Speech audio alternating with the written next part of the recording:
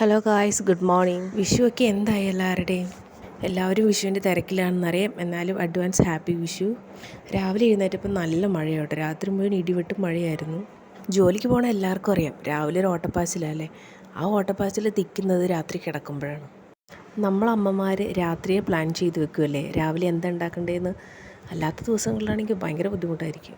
ഇന്നത്തെ എൻ്റെ ഓട്ടപ്പാച്ചിൽ രാവിലത്തെ ദോശയോടും ചട്നിയോടും കൂടി ആരംഭിക്കുകയാണ്. ചട്നി ഉണ്ടാക്കുമ്പോൾ ഒരു കാര്യം പ്രത്യേകം ശ്രദ്ധിക്കണം കേട്ടോ, ഒരിക്കലും തിളപ്പിക്കരുതേ. ഇന്നത്തെ ദോശമാവ് നന്നായിട്ട് പുളിച്ച് വന്നിട്ടുണ്ട്. അവൻ ഉണ്ടാക്കുമ്പോഴും നല്ല ഈസി ആയിട്ട് ഉണ്ടാക്കാൻ പറ്റി, നല്ല സോഫ്റ്റും ആയിരുന്നു.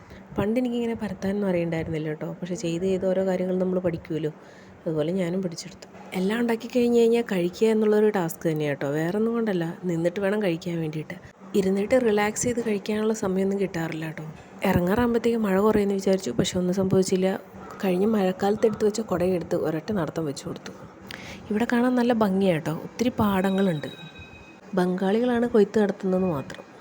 അങ്ങനെ ഞാൻ എൻ്റെ ജോലി സ്ഥലത്തെത്തി. എല്ലാവർക്കും ഇഷ്ടമായെങ്കിൽ സബ്സ്ക്രൈബ് ചെയ്യണേ, മറക്കരുത്.